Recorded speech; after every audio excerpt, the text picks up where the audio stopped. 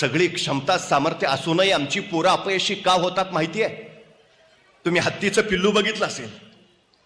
त्या हत्तीच्या पिल्लाला माहूत लोखंडी साखळदंडाने बांधून ठेवतो.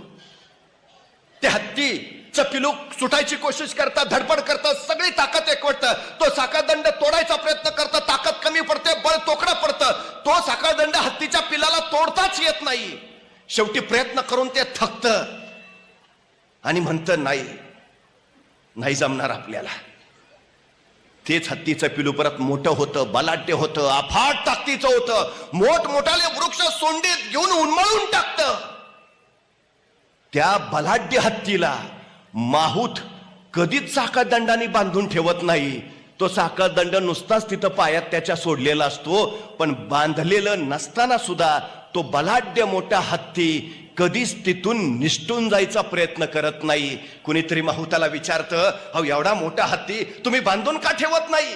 माहूत म्हणतो, त्याला मी बांधायची गरज नाही, त्यानं स्वतःच स्वतःला बांधून घेतलंय. आपण इथून निसटू शकत नाही. मर्यादा तुम्हाला कुणी बाहेरून घालू शकत नाही. बंधनं तुम्हाला कधीच कुणी बाहेरून घालू शकत नाही. मर्यादा तुम्ही आतून घालत असता स्वतःला.